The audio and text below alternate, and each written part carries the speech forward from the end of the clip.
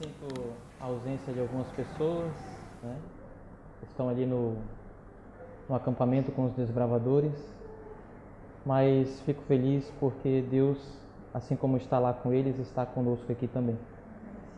E a minha alegria ainda se completa porque vejo algumas pessoas que nos visitam, algumas pessoas queridas, que você possa se sentir bem neste lugar e que todos nós possamos estar com o nosso coração aberto para nós ouvirmos a palavra de Deus nesta manhã. Sem mais delongas, para isto eu queria convidar vocês a abrir a Bíblia no Evangelho de Jesus Cristo, segundo escreveu o apóstolo João. No capítulo 6, e neste capítulo nós iremos ler alguns versículos.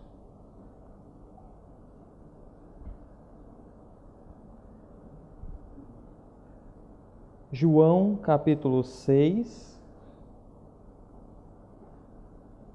Primeiramente nós iremos ler do versículo 1 até o versículo 15.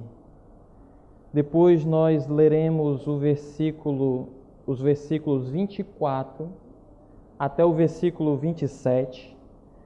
Leremos também o 60, o 66 até o 68.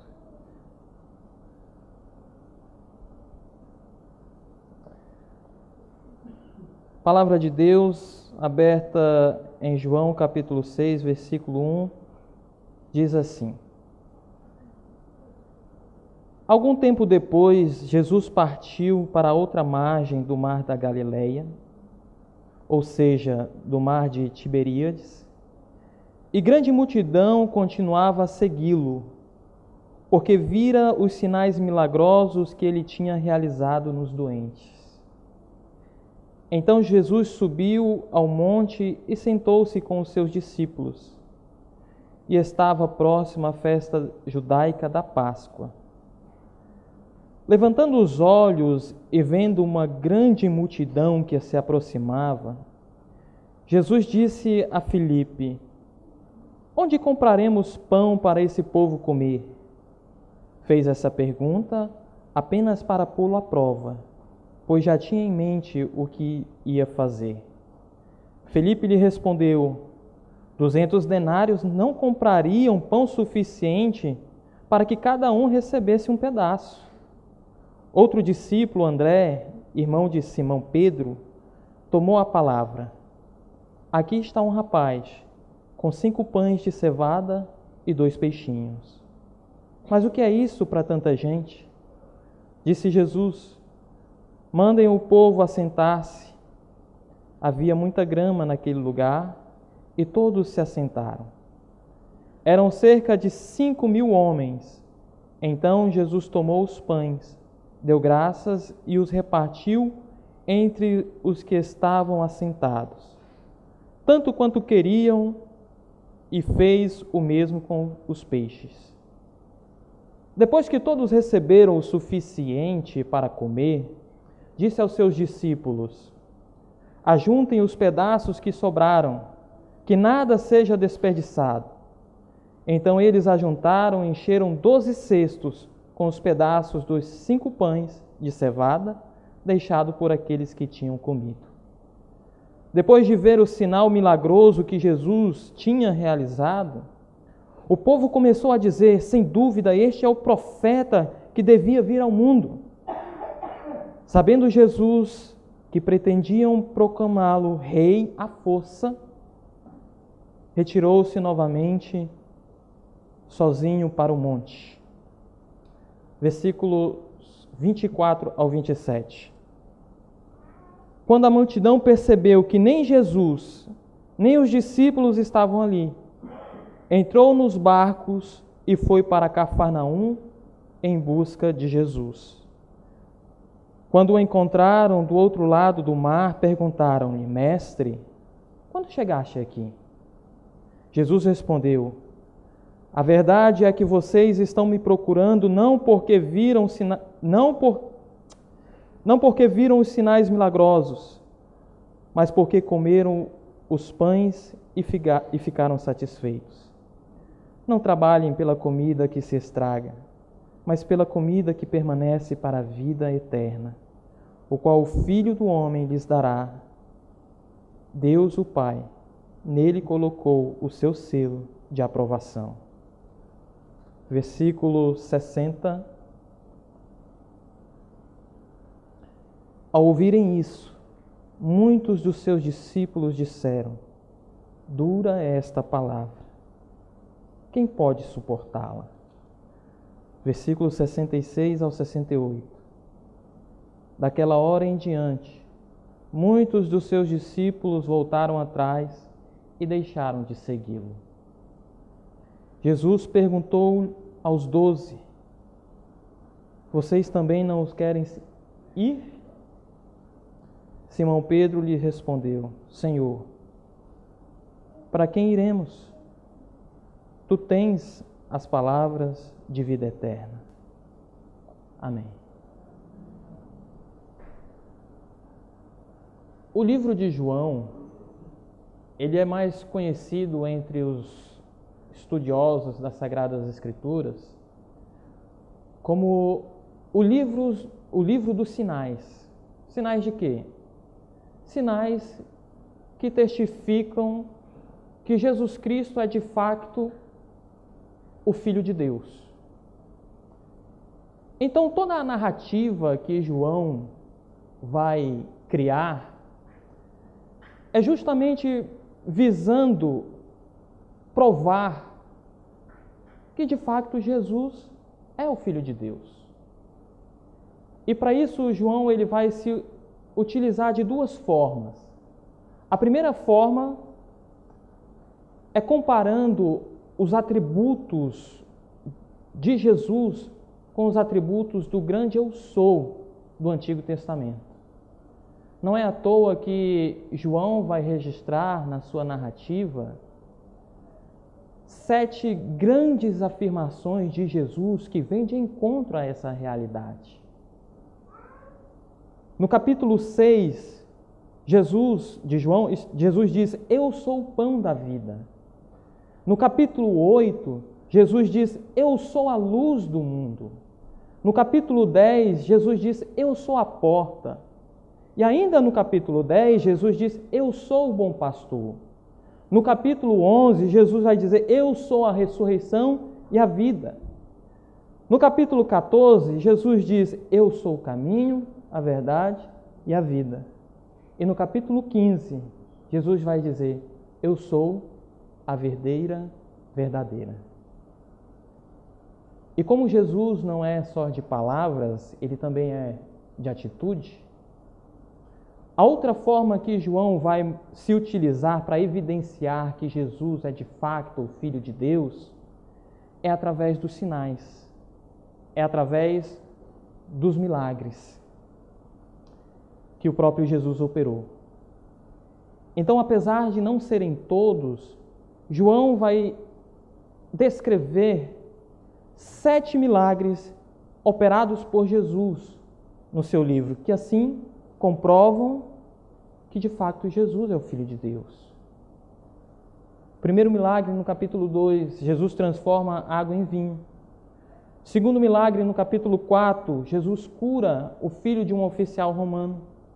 Terceiro milagre, no capítulo 5, Jesus cura um paralítico no tanque de Betesda. O sexto milagre, que é o milagre, ou melhor, o quarto milagre, que é o milagre que nós lemos, está no capítulo 6, o milagre da multiplicação dos pães e dos peixes. O quinto milagre está no capítulo 6 também, que é quando Jesus anda sobre as águas. O sexto milagre, capítulo 9, é quando Jesus cura um cego de nascença. E o sétimo milagre está no capítulo 11, quando Jesus ressuscita Lázaro. Ao olhar para tudo isso que eu vos disse, é interessante que a gente percebe, a gente descobre que apesar de Jesus Cristo poder operar os milagres mais inimagináveis, Jesus nunca operou sequer um milagre para o seu bem-estar. Jesus jamais fez um milagre em favor de si mesmo. E se nós formos parar para pensar, desde o seu início de ministério, Jesus agiu dessa forma. Quando ele foi tentado no deserto, ou melhor, quando ele partiu ao deserto, e ali esteve em jejum durante 40 dias, Jesus poderia transformar aquelas pedras em pães, antes mesmo de Satanás sugerir. Mas mesmo assim Jesus não faz. E Jesus poderia fazer. Afinal, qual é a diferença de transformar água em vinho e pedra em pães?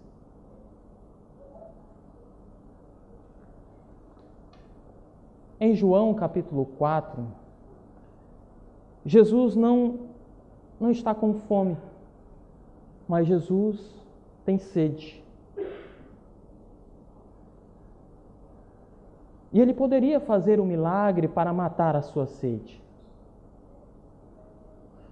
Mas ali havia uma mulher, e então ele pede àquela mulher para que dê algo para beber.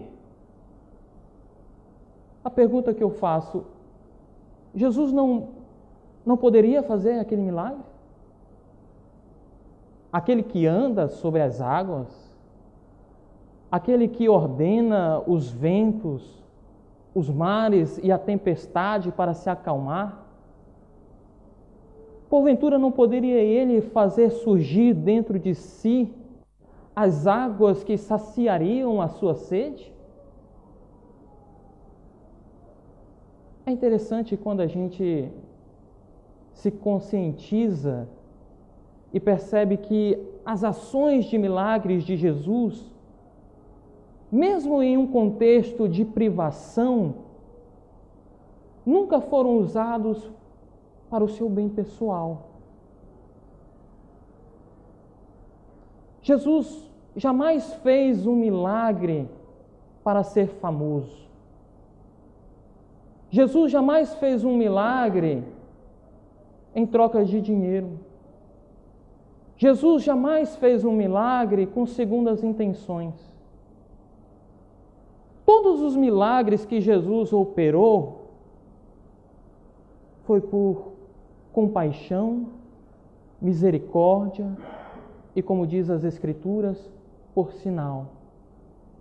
Sinal de que o reino de Deus havia chegado sobre os homens. Mateus capítulo 12, versículo 28. Se, porém, eu expulso demônios pelo Espírito de Deus, certamente é chegado o reino de Deus sobre vós.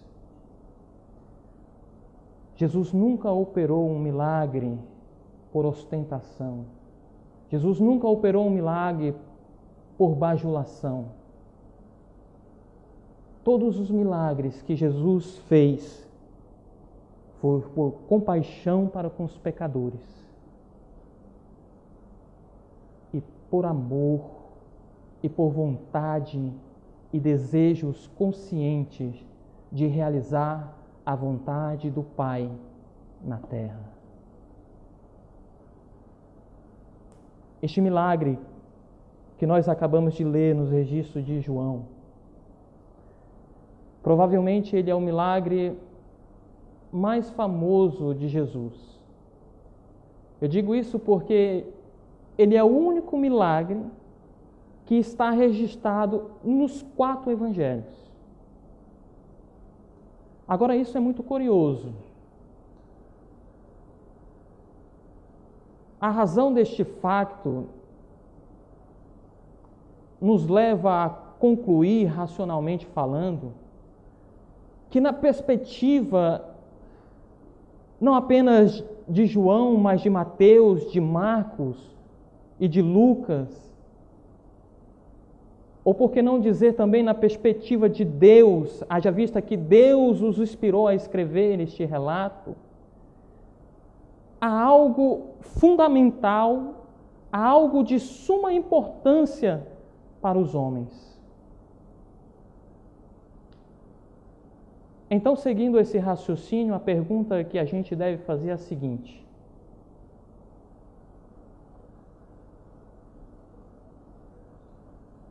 o que há de tão importante, de tão fundamental neste relato que Mateus, Marcos, Lucas e João fizeram questão de registrar? O que há de tão fundamental nesses registros que não importa se os seus leitores são judeus, gregos ou romanos, mas todos devem conhecer essa história? A compaixão divina? A misericórdia divina? A providência divina? Sim. Sim.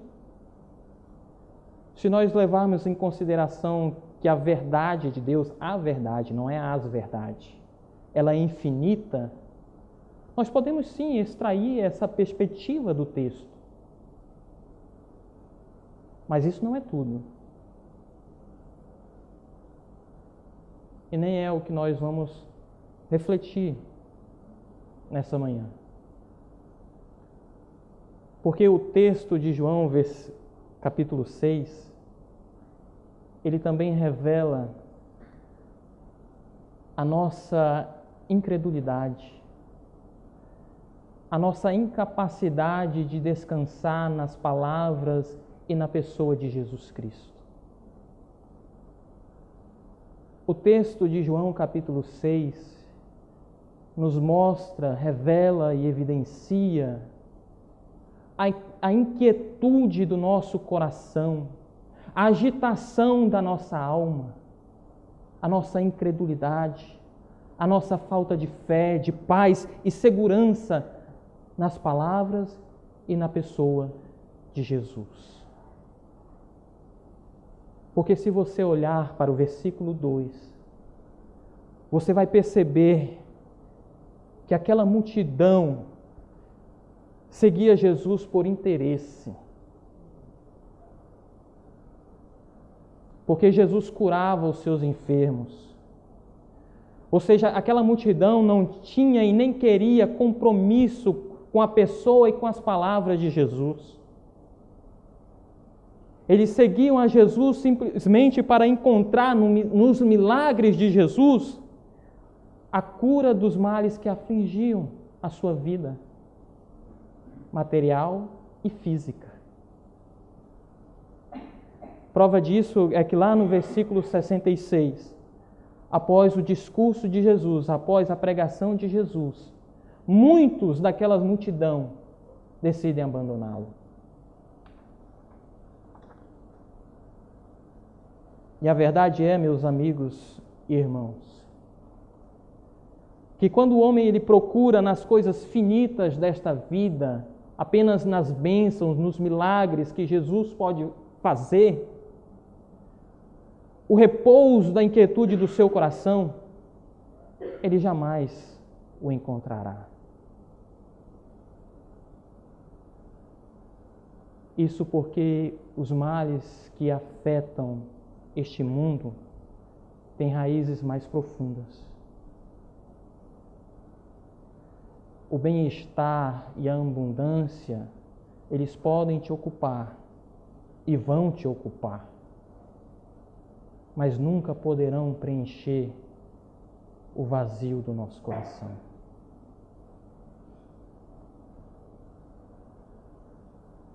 Acerca desta falta de entendimento, desta falta de percepção, Agostinho dizia: ó homem miserável, torna-te mais miserável, torna-te mais ignorante. Vou repetir, Agostinho dizia: ó homem miserável, torna-te mais miserável por causa da ignorância acerca da tua miséria do que pela tua própria miséria.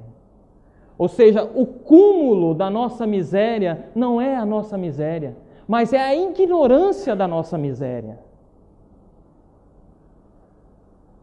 E o engraçado é que já se passaram mais de 2000 anos. E parece que as coisas não são muito diferentes nos nossos dias, não é verdade? Ainda existe uma grande multidão que segue Jesus porque Jesus faz milagres. Ainda existe uma grande multidão que segue a Jesus porque Jesus tem compaixão, porque Jesus é misericordioso. E de fato, Jesus faz milagres. Jesus tem compaixão e é misericordioso. Mas o problema é em nós ficarmos somente por aqui.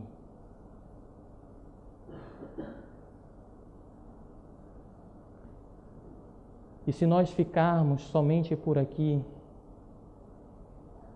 existe a possibilidade de nós cairmos no terrível engano de acreditar que os milagres, que as bênçãos de Deus são selo e garantia da nossa salvação.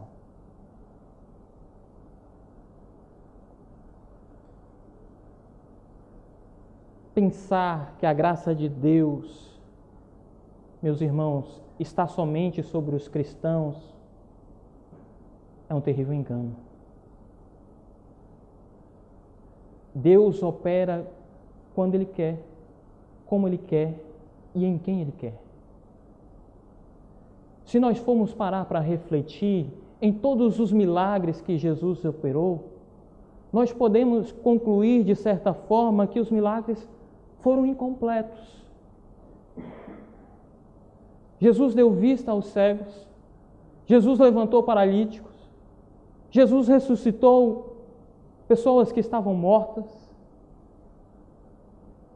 E todas essas pessoas que, de certa forma, foram beneficiadas pelo poder de Jesus, estão mortas, aguardando o dia do juízo.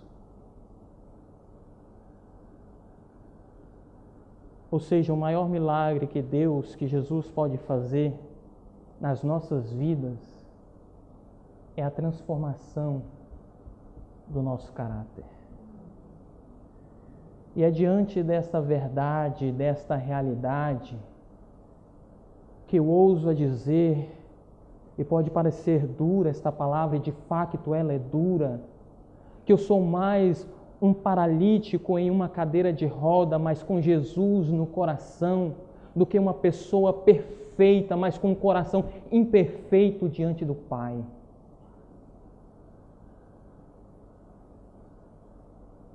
Há muito a dizer sobre isso, e nós podemos extrair desse texto. Neste cenário, há uma grande multidão que segue Jesus por conta dos milagres e dos benefícios, e não por causa dos seus ensinos, não por causa da sua ética, não por causa dos seus princípios, não por causa dos seus valores. Nesse cenário, há uma multidão, e poucos eram entre eles que de fato seguiam, realmente disposto a ouvir, aprender e a viver com Jesus. E a pergunta que Deus nos faz nesta manhã é que no meio desta multidão, quem você é?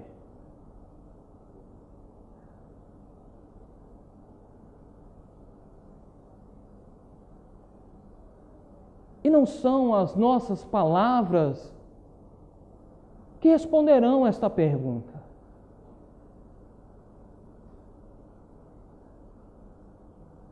O O que responderá a essa pergunta serão os nossos passos. O que responderá a essa pergunta será a nossa pisada,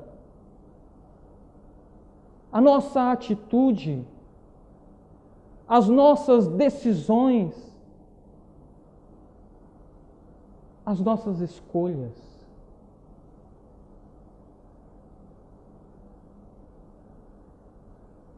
E quando nós não escolhemos Deus, a nossa natureza nos levará a escolher aquilo que não é Deus.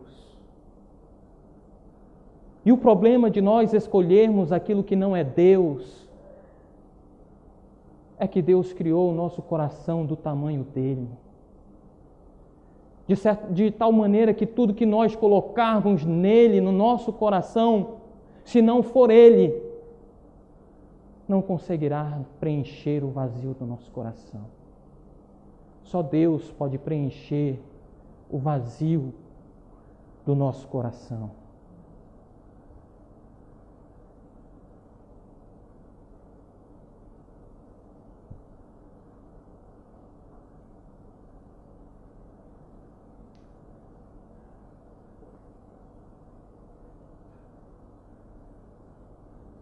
Aquela multidão é o reflexo do homem miserável. O homem sem Deus. Porque por mais que o homem miserável possa seguir a Jesus, ele segue por interesse. Ele não tem a consciência quanto à razão do vazio do seu coração. Ele nada sabe sobre os reais motivos de ausência de sentido de vida, mesmo quando a vida é vivida em meio à abundância e o bem-estar.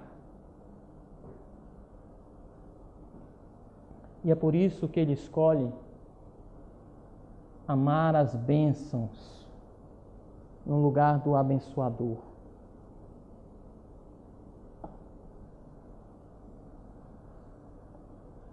E a pergunta que Deus faz para nós nesta manhã é que no meio dessa multidão, quem você é?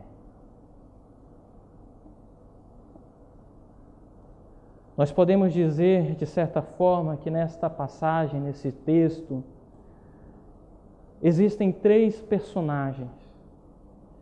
E cada um deles nos ensina preciosas lições. E o primeiro personagem não poderia deixar de ser o nosso Senhor e Salvador Jesus Cristo.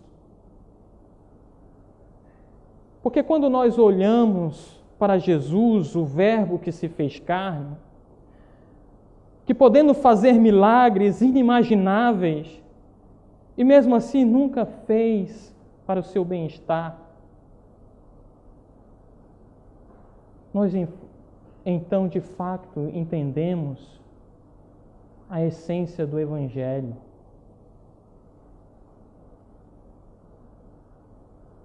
Nós entendemos que, de fato, a essência do Evangelho não se trata em realizar a minha vontade e os meus desejos, mas a essência do Evangelho se trata em realizar a vontade e os desejos do Pai. Quando nós olhamos para Jesus Cristo, nós tomamos a consciência de fato daquilo que é a essência do cristianismo. Nós então tomamos consciência que o cristianismo não é simplesmente vir à igreja todos os sábados para cantar hinos. Quando nós olhamos para Jesus Cristo, nós tomamos a consciência, entendemos que a essência do cristianismo não é vir à igreja todos os sábados apenas para se proteger do mundo. Nós entendemos que a essência do cristianismo é doar, é dar-se. Porque, como diz a Escritura, é melhor dar do que receber.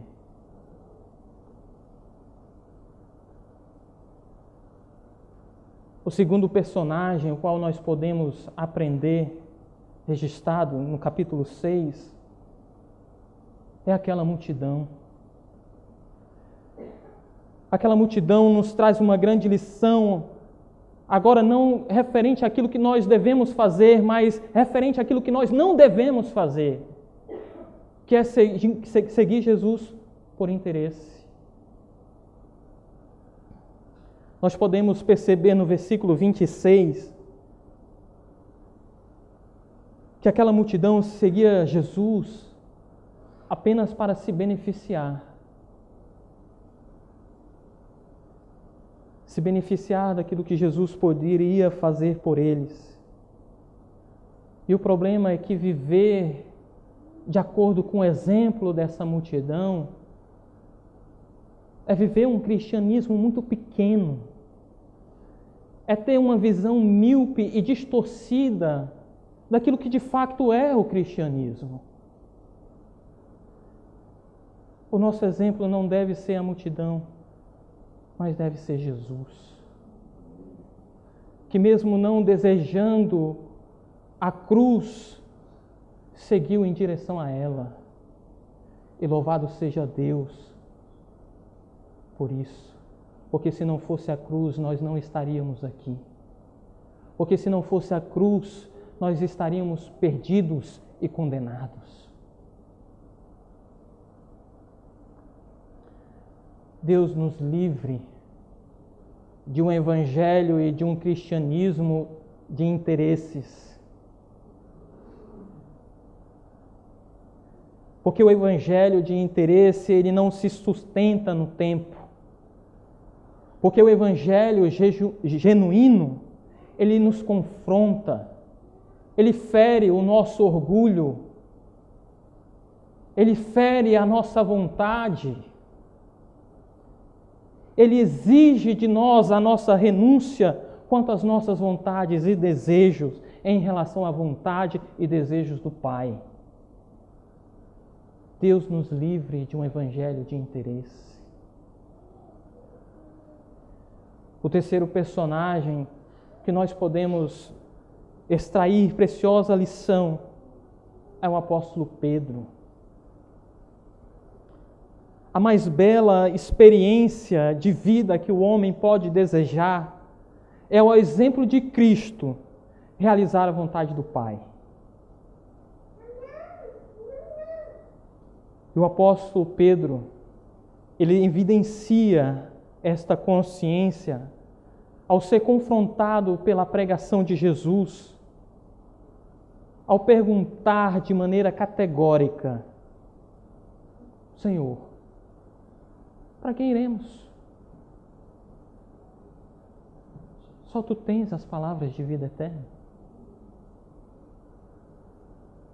Ó querida igreja, não que Deus não possa vir ao encontro das nossas necessidades, porque nós sabemos por experiência própria que Ele vem. Mas não é em função disso que o cristão deve viver. Nós devemos viver acreditando que mesmo que isso não aconteça, os olhos de Deus e os planos de Deus não deixarão de ser concretizados na nossa vida. Mas se nós esperarmos de Deus somente nessa vida, nós seremos os mais miseráveis da terra. Eu apenas quero concluir dizendo e orando para que o exemplo de Jesus, mesmo em um contexto de privação, nós não deixemos de ser fiel à vontade de Deus. Que o Senhor nos ajude a agir e a seguir os seus passos. Em nome de Jesus. Amém.